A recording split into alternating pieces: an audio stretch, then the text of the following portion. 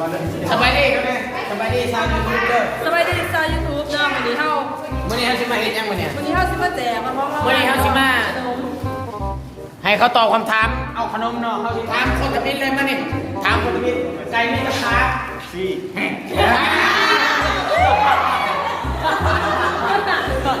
ไก่บ้านได้มีสี่ขาของโตไก่ชอบโตมีสี่ขาถึงต่อเอาไป ว่าขนมเลยเนาะวันนี้ ไว้มีตะโก้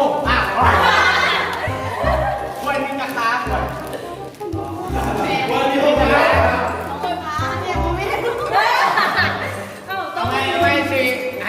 ห้ทับให้ต่อไปด้วยพูดสิบอกไหววิวมึงแกซอง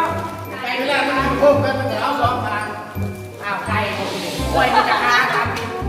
ไหวมีจะค้าสี่ขาถือต้องเอาขนมไปเลยไหวมีสี่ขาแม่เด้อมีสี่ขา ไม่ต้องดึงผู้ดีต้อง เอาต่อผู้สาวแม่มีจะค้า เบนนี่จะเขาแต่ว่าตีเบน แม่มีสี่ขาถือต้องนี่แล้วนะโคตรฉลาดเลยห้องช่องอกนี่โคตรฉลาดเลย น้ำเสียงหวานน้ำเสียง แม่มีเขาจักอัน สอง มีสองเขาเนาะถือต้อง ด้วยน้ำสองน้ำคือ มีเขาอย่างเขาบ่หัก ซื้อจะไหนจังไปถามซื้อใหม่ เขาบ่หักด้วยว่าเขาหัก เสาอ่ำซื้อยังเนาะเสาอ่ำเอ้ยจะซื้อยังเสา เอาเห็นหน้าเห็นตาต่อไปเด้อ อ้าวเจ้าได้ตอบเลยตอบไหมเนาะ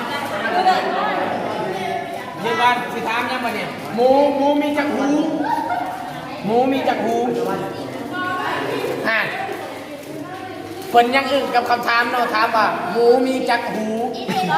มีสองหูถูกต้องนี่แน่เนาะแดงโอ้ยมื้อนี้ห้องเขาฉลาดแห้งเนาะ มังสาวนี่กินมังสาวนี่กินข้าวกับยังมาสิ เน่ตัวคนลินมานี่เจ้าซื้อยังเนาะ แม่ผมแม่ เฮ้ยเขินเนาะผู้สาวของเนาะเขินเนาะคอยสิถามยังมื้อนี้จะมีตาจักหน่วยตอบจะมีตาจักหน่วยมีสองหน่วยถูกต้องเลยแล้วโอ้ยฉลาดแจก ไอ้โดน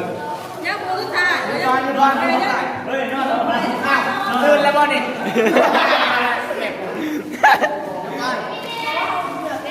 เช้านี้เจ้ากินข้าวกับยังเนาะกินกับแจวถูกต้องแล้วบ้านโอ้จะกินข้าวกับแจวพวกนี้กินกับแจวเหรอเจ้านี่ผู้บ่าวจะคนบ่มีผู้บ่าวจะคนถูกต้องอีแล้วเนาะหน้าตาแบบนี้ชมควรแล้วมึงมีผู้บ่าวไม่ก็ขนมอ่ะขอบใจละลายเนาะ ไอ้มือกอก ต่ ไอ้ อไป ตี เนาะต่อไปเนาะจะบวชกันยังบวชกันไปหน่อยได้บวชกันไปหน่อยได้คือ เอาดิเอาดิ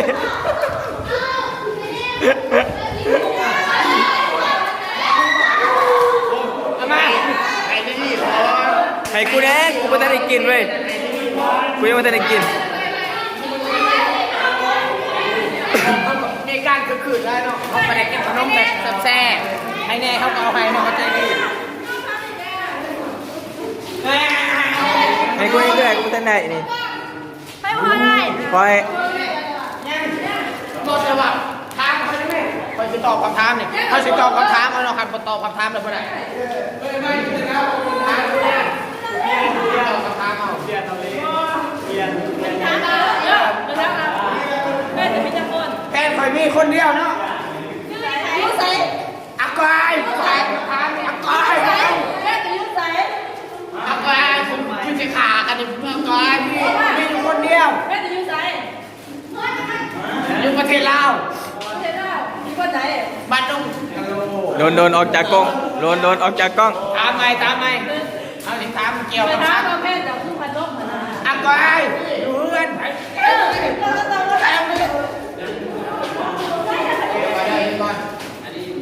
อ้าวได้เพื่อนจะบอกขนมอ่ะ เอาเราไปต่อ ได้เนาะ อ่ะปิดคลิป ไม่ได้แล้วบอก แล้วเดี๋ยวปิดคลิป ปัจจุบันนี้จะมีครูบาจะพูด มีคนเดียว มี มีผู้เดียวเนาะอันนี้ก็ถือต้องเนาะมีหลายคนนี่ก็ได้เนาะก็หน้าตาขี้เหร่มีหลายคนพอได้นะ เอาเดี๋ยวปิดคลิปเดี๋ยว เดี๋ยวก่อนปิดกันจะปิดอันนี้คือบรรยากาศห้องเขาน้ำแบบมวนซื่นนะ ยังคอยดิคอยว่าใจมายังคอยว่าใจเมื่อแต่ที่นั่นไงไม่รู้จ้ะเพราะว่าเราปวดเด้อเมื่อแต่ไปจะปวดเด้อ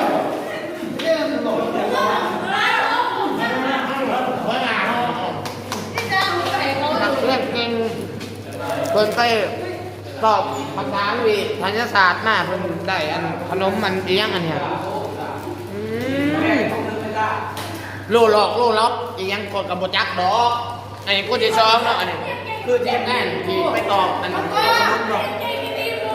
ปล่อยไปอยากตอบปล่อยให้มันสลากแล้วเลยปล่อยให้หมูไปตอบนี่ปล่อยทั้งทีสภาพเข้าไปนะความรู้สึกของทางกินขนมเล่เข้าไปแล้วเป็นแต่ละตะวัน ผู้แสบเลยกินนี้ แสบได้เนาะ ผู้แสบ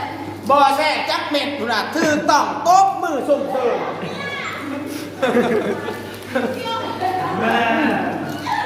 ทำกับกินขนมแหนมบาท1 2 บาทเอาไปเอาหลักเครื่องไปยังไงก็หนักกินแบบโกงมาเรากินเรากินเอาเนาะเมื่อไรเขากระเย็นขึ้นอยู่เลย เราเริ่มอย่างเด้อดีเด้อกินไง มาไปแจกขึ้นมาล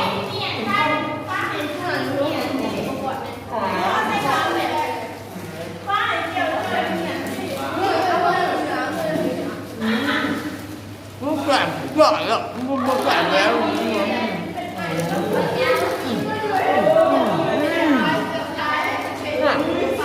ป้าก็ปากซานเขาแพ้เขาล้มเขากินน้ำเลย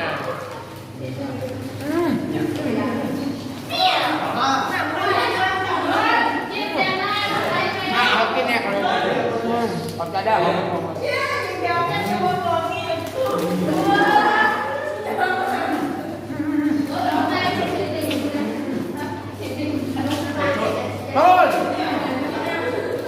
บรรยากาศในห้องเขากับทุกคืนเป็นที่เดียวเลยได้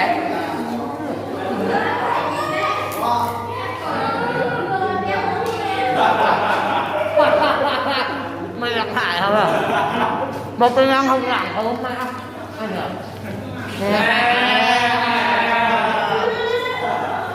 หมูเขาตอนนี้หมูเขาหายเราเป็นเราอ่ะเย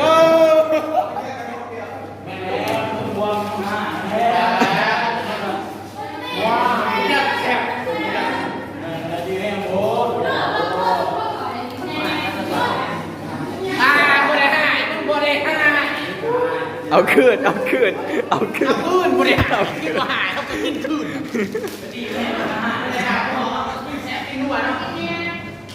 ตอนนี้เขาตัวข้อนี้เนาะเขาขอบใจหลายๆเนาะที่เบิ่งครับไม่ได้พี่น้องเศร้าพี่น้องพกไปสู้ทุกคนวันนี้ชิมมาให้นั่งเลยแจกขนมให้แต่ละห้องเนาะหัวหน้าเขาไปตอบอันคำถาม Q&A บอแมนหยุดก่อนมาดิหยุดก่อนถ่ายเลยเชียวไปลูกถ่ายไปเลยลูกวันนี้เขาชิมมา รีวิวกล้อง วันนี้ให้วันนี้เอาผ้าไปแจกขนมเลยขนมลาย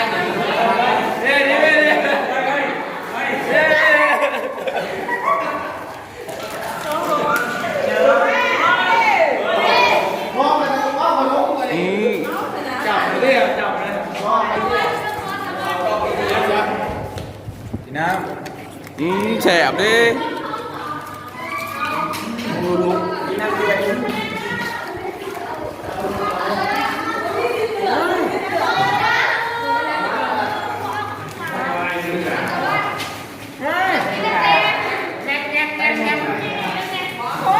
คนนี้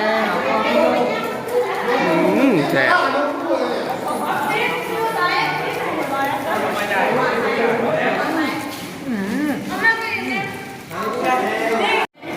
ไปลูกถ่ายไปเลยลูก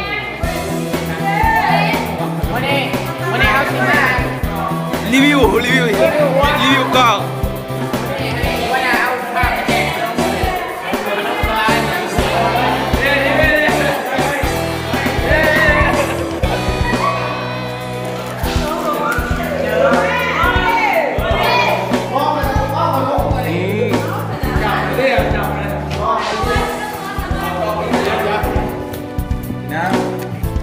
แฉบดิ